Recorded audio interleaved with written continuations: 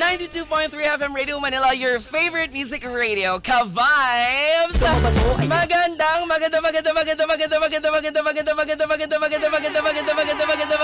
happy hapon sa lahat ng mga Ka-Vibes natin sa Metro and Mega Manila. Nagbabalik po, nag-iisang beshi ng bayan at ang Diyosa ng kalsada. Walang iba, ako po si DJ Jai Ho!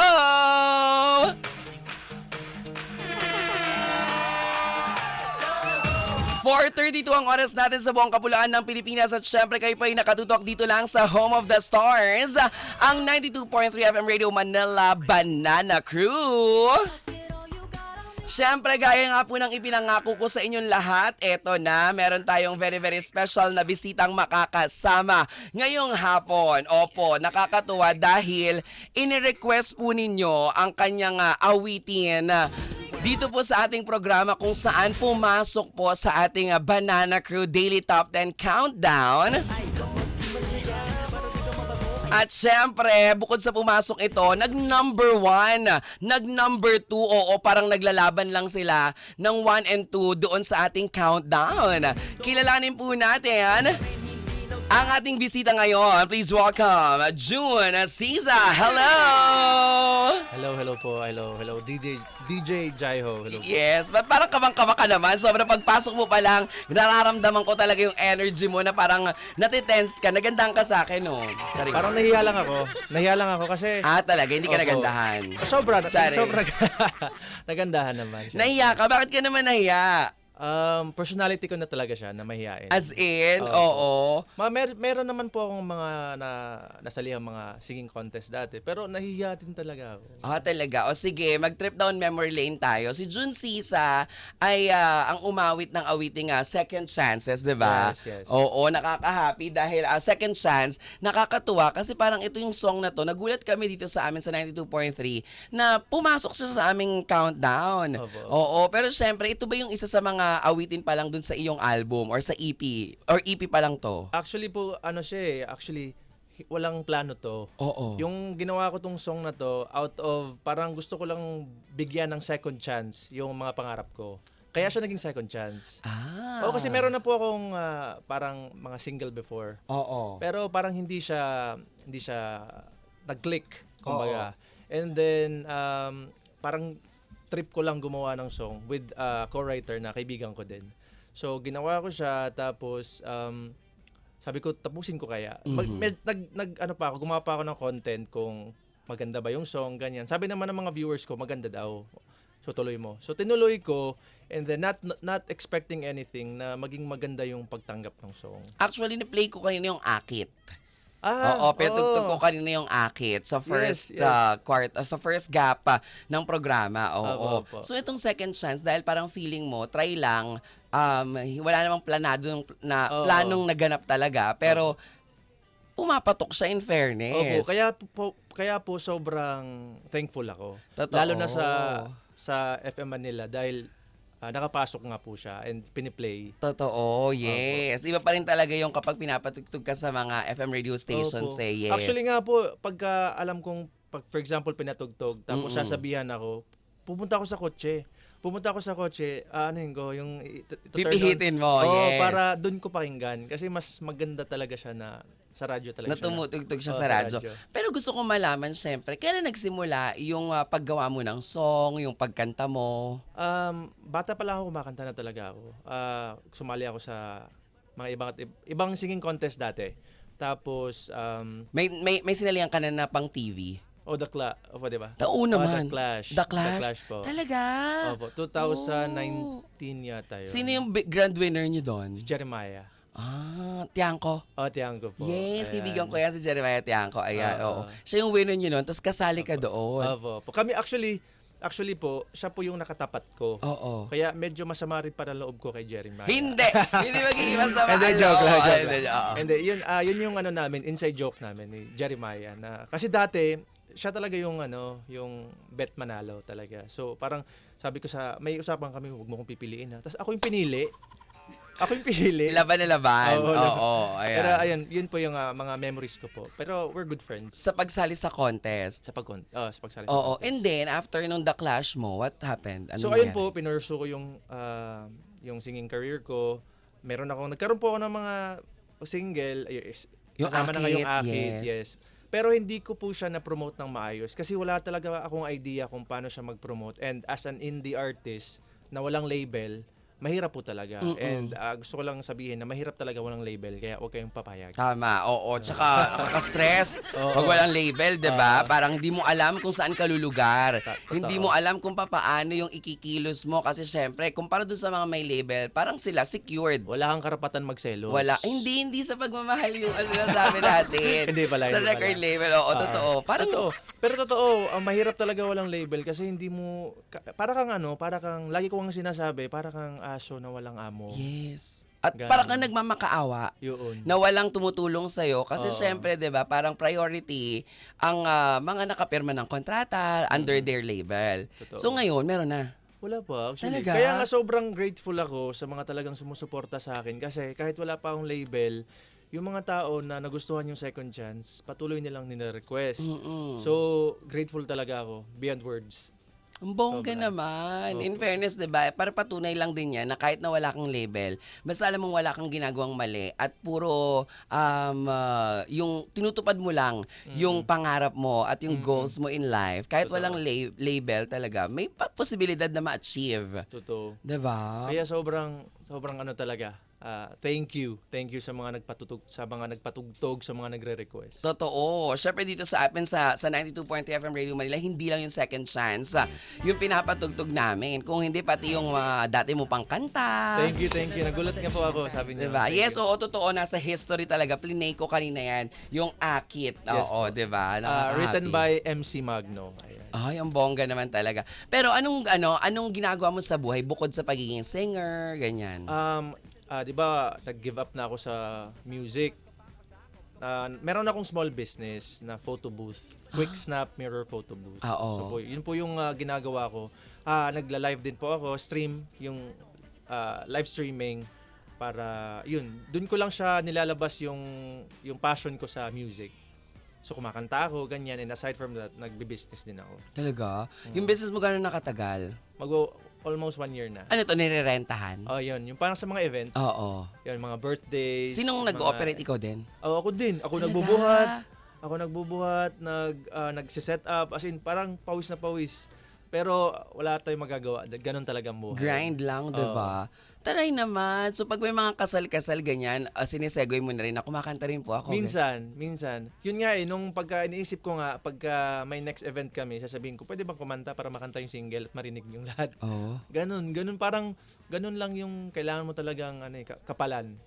Although mahihain ako, pero walang magagawa. Kailangan kapalan para mag-move forward. Pero ito yung masarap na na makitang journey Mm-mm. na parang alam mo sa sarili mo na ikaw lang at yung mga taong naniniwala sa yung una mong kasama sa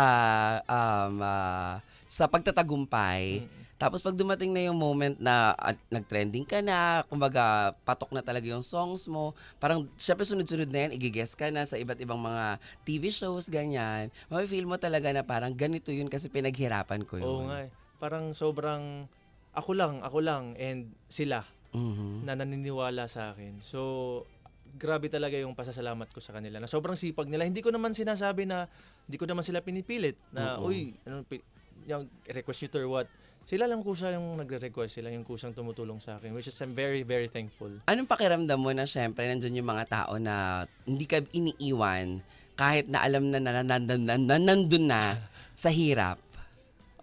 Sobrang saya and overwhelmed. Actually, sa totoo lang, every time na nakikita ko po yung countdown nyo sa page, tas matutuwa ako, tas ano ba itong nararamdaman ko? Natutuwa, na matatakot, nakakabahan, na hindi ko maintindihan. Yung sinasabi nilang mixed emotion, parang kakabahan ka kasi sa sobrang daming pumapasok ngayong 2026, parang may kapalit kaya to. Parang Totoo. ganun. Kasi sobrang nasanay ka na na Laging laging wala. Oo. So pag meron, parang may kapalit kaya to. Lagi akong ganun. Correct, 'di ba? Pero paano 'yon?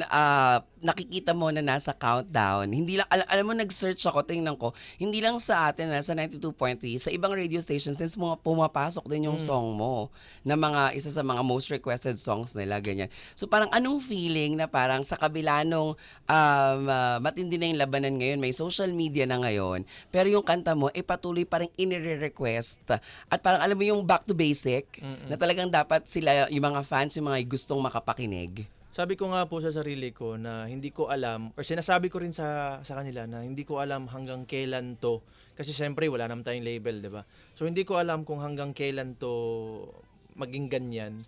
Pero as of now, talagang masaya ako and talagang ini-enjoy ko yung kung ano man yung napupuntahan ng song. Totoo. After ba nung The Clash mo, walang naging sumunod na mga malaking Yun nga po project? kasi marami pong mga nag-o-offer ng mga ganito, ganyan, tapos hindi natutuloy. Bakit? Laging ganun.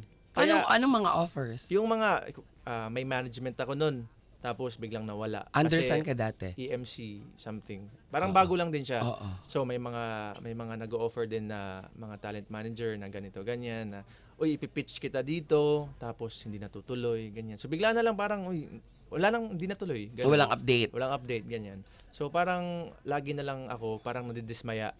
Pero parang sabi ko lang sa sarili ko, siguro pag hindi to sa akin, tas isa sa mga dasal ko na Lord, kung hindi talaga to para sa akin, bigyan nyo na lang ako ng dahilan na mawala yung fire sa puso ko, na hindi na siya ituloy.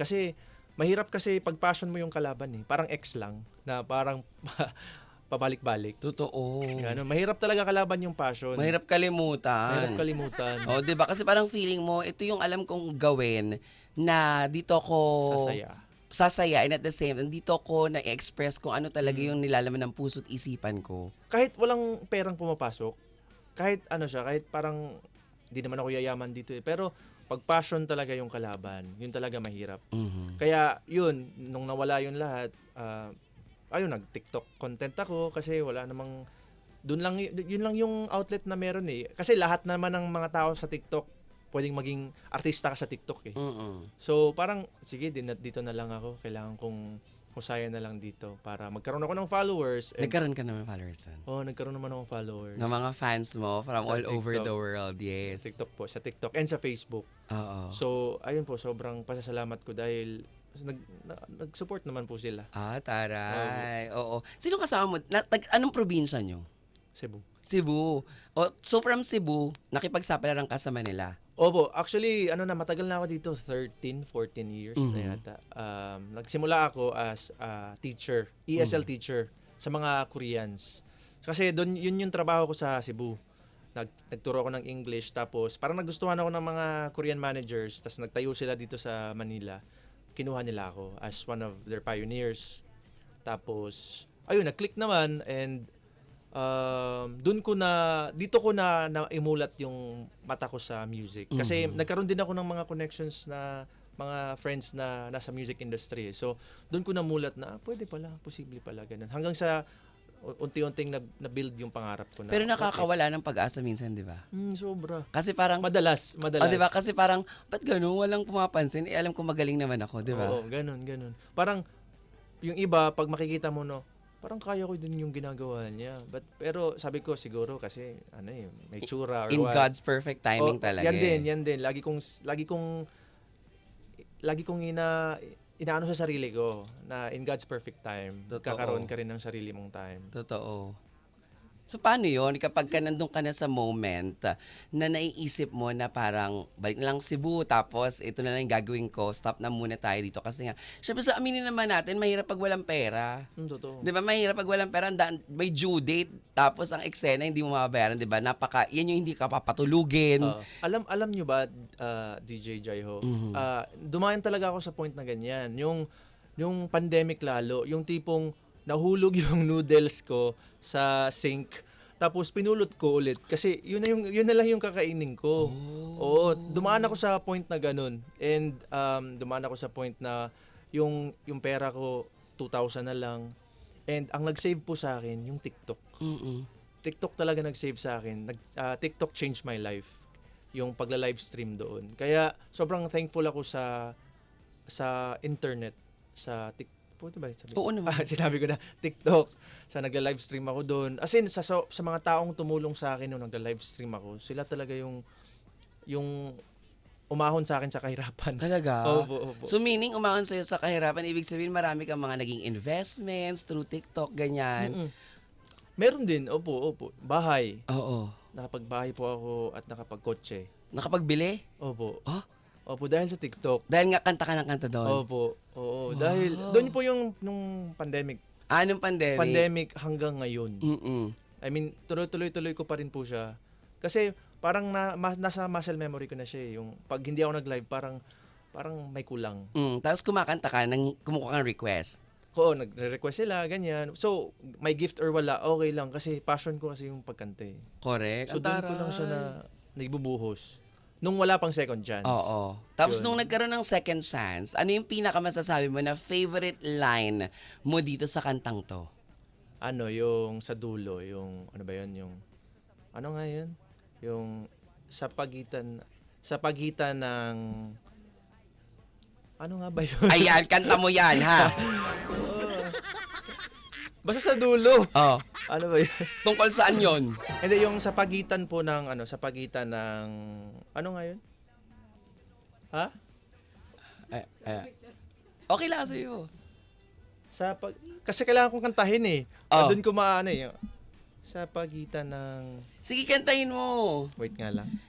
Nanonood at nakikinig sa atin sina Kuya Do at saka si Ryan ko. Hello!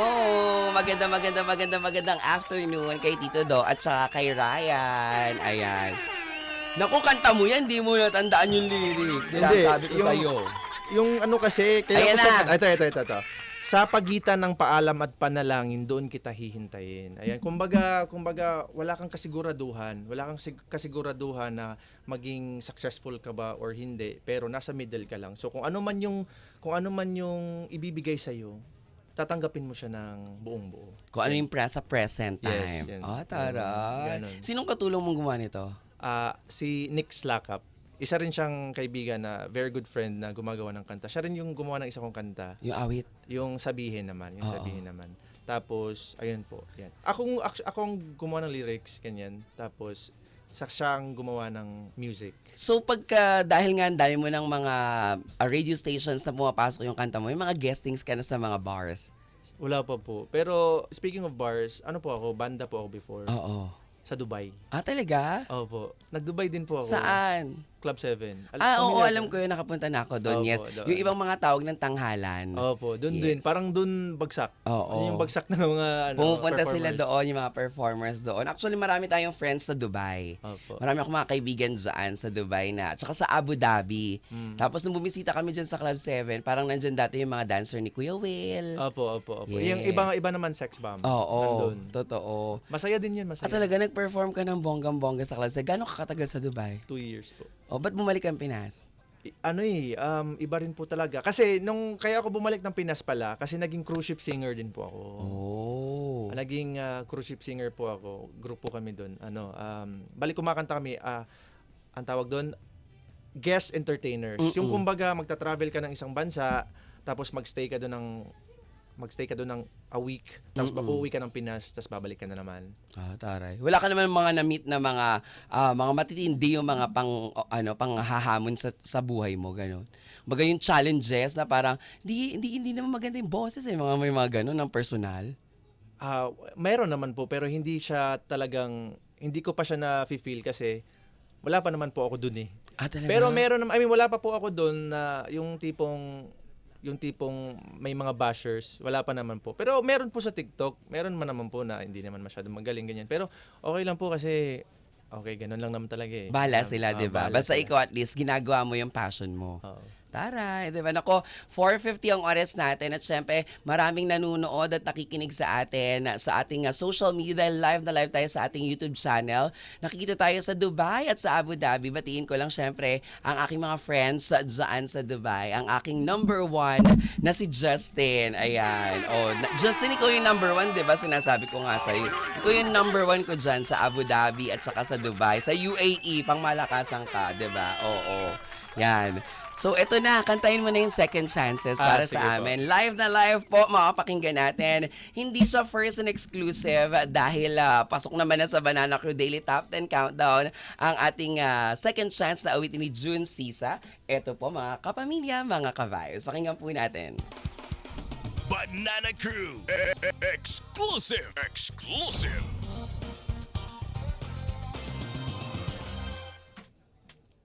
Tanong ang sarili kung saan ba tayo nagkamali.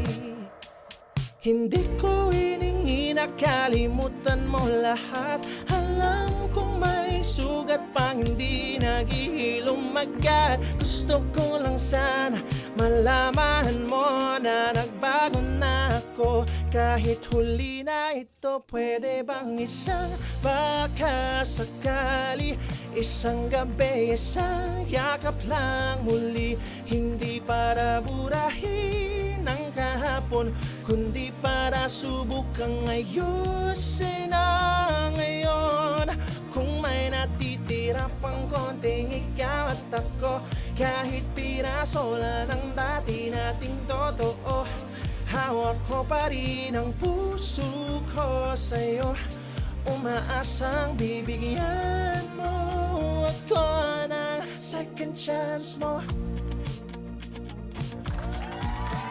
Nakikita kita sa bawat kanta, sa bawat lugar na minsan nating tinuwanan ng bilis ng mundo. Pero ako'y naiwan sa araw na pinili mong lumisan. Pwede bang isang baka sakali, isang gabi, isang yakap lang muli. Hindi para burahin ang kahapon, kundi para subukang ayusin ang ngayon. Kung may natitira pang konting ikaw at ako, kahit piraso lang ng dati nating totoo, hawak ko pa rin ang puso ko sa'yo. Umaasang bibigyan mo ako ng second chance mo. Oh, oh, oh, oh, oh, oh, Pwede bang isang baka sakali, isang gabi, isang yakap lang muli. Hindi para burahin ang kahapon, kundi para subukang ayusin ang ngayon. Kung may natitira pang konting ikaw at ako, kahit piraso lang ng dati nating totoo, hawak ko pa rin ang puso ko sa'yo. Umaasang bibigyan mo ako ng second chance mo. Sa pagitan ng paalam at panalangin, doon kita hinihintay. Hindi para pilitin ng tadhana, kundi para tanggapin kung ano man ang ibigay. Banana Crew exclusive.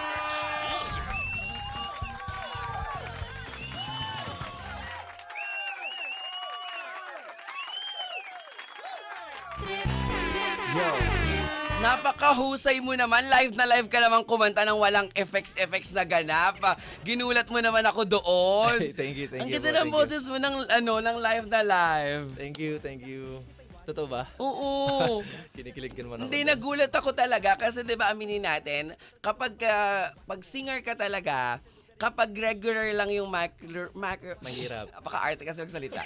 Kapag regular lang yung microphone, ang hirap niyang ibalanse. Kasi di ba kapag minsan sa mga events na may echo na talaga, di ba yung may ganun, may effects na ginagawa, di ba? Para maging maganda lalo yung tunog. Pero like yung sa'yo, live na adjust mo lang. Walang soundcheck. Thank you. Kinilig naman ako doon. Ang Thank you. galing mo!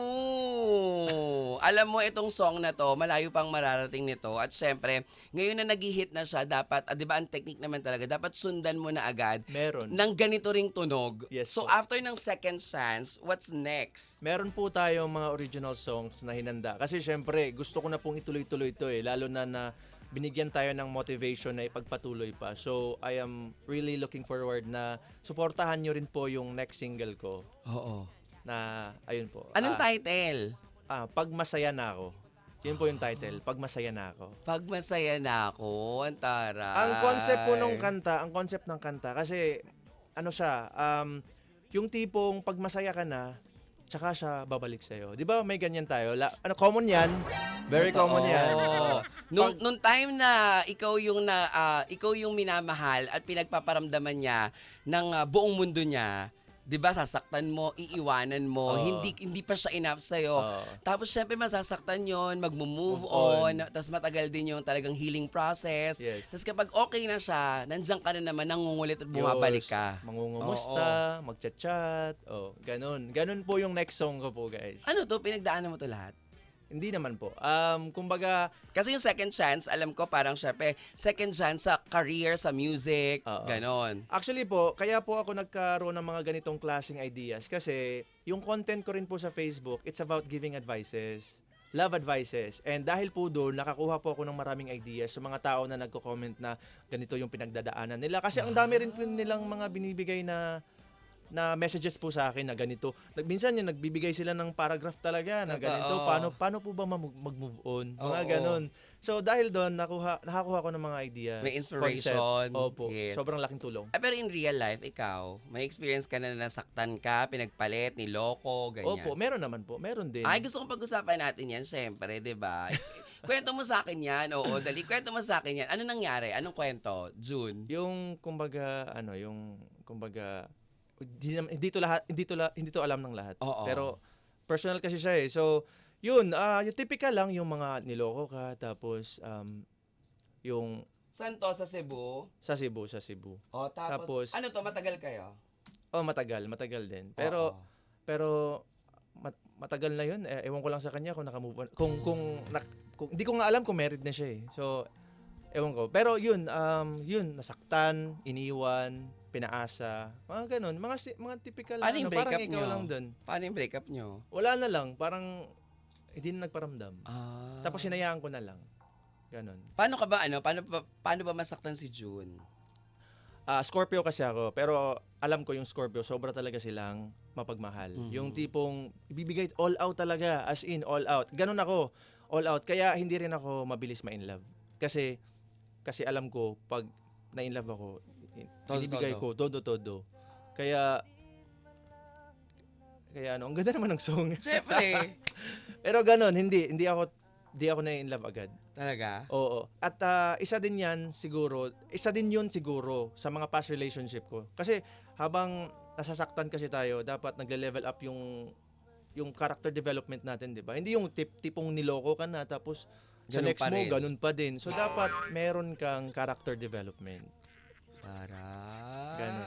Pero ngayon happy ka naman. Happy ako sa music ko. Happy ka sa music. Oo. Wala mo ng time sa love Wala. life. As in wala. Gusto ko lang mag-focus sa music and lalo na ngayon na talagang binigyan ako ng, yun kasi yung isang dasal ko lang talaga. Yes. Lord, it's either tanggalin nyo yung apoy sa puso ko na magpatuloy sa music or bigyan nyo po ako ng isang motivation para ipagpatuloy yung music. Correct. Taray. Ang galing talaga ni Lord. Nakikinig siya. Kasi 'di ba finally ito na, 'di ba? I'm sure hindi lang ito yung radio station na pupuntahan mo. Marami ka pang bibisitahin. Thank you. Lagi kang bumalik dito sa amin, ha? Promise? Yes. Oo. Pag may bago kang song, sabihan mo lang ako, sabihan niyo ako. Piplay natin yan dito sa atin sa 92.3. Kasi yun naman ang goal natin as a radio DJ and as yung platform natin na meron tayong FM radio, 'di ba? To give spotlight doon sa mga up and rising artists. And of course, mas pasiglahin pa natin ang OPM industry. 'Di ba? Tama. Taray. Invite mo na silang lahat para i-stream at patuloy na iboto yung kanta mo. Yes, thank you po sa FM Manila. Maraming salamat. DJ FM Jajo, thank Radio you. Manila, yes. Salamat po sa lahat po ng mga sumusuporta po sa Second Chance, sa lahat po ng mga patuloy na bumoboto at walang sawang bumoboto, guys. As in, utang na loob ko po sa inyo yung Parang narating ng utang na loob ko po sa inyo. utang na loob ko po sa inyo kung saan po nakarating yung Second Chance. As in sobrang masaya po ako. And I would like to thank my co-writer Nix for doing this music with me kasi through thick and thin kami talaga yung walang mangyari sa music pero lagi niya akong tinutulungan sa arrangement. Bro, thank you. Maraming salamat. Sa aking mga supporters, Sir Love Lovers, JS Stars, and J Lovers, maraming salamat. And kay Doc Adraneda, maraming salamat. Guys, keep on requesting second chance. Maraming salamat po. Siyempre, ipasok pa rin nila yan sa ating Banana Crew Daily Top 10 Countdown. 'Di ba? Ayan, abangan kung ngayong araw ba, anong number mo, 'di ba? Kung anong spot ka. Kung ikaw ba ay nasa number 1 o mananatili ka sa number 2, 'di ba? Every 5 to 6 p.m. po yan. June, maraming salamat. Social media accounts mo. Guys, please follow me. June Sisa lang po sa lahat po ng mga social media accounts ko. June Sisa, that's JUNSISA. Shoutout po sa Padiernos family at saka sa Batoon family. Ayan, pinapa-shoutout ni Luis Martinez mula sa UAE. Ayan, ang dami nanonood sa atin sa UAE ngayon, promise. Sina G-Bites, yan, sina Kimi Fierce, ayan, sina Jello, sina John Valderrama, nakatutok sila sa atin. Ayaw nilang maniwala na yung binati ko na siya talaga yung number 1 ko talaga dito sa puso ko, si Justin. Hello, Justin. Magkikita tayo very soon. Ayan, oo. So, eto na nga po. Balik tayo sa more tugtugan. At syempre, ang oras po natin ay 5:02. Maraming salamat kay June Sisa. Thank you so much. Thank you po. Banana Crew.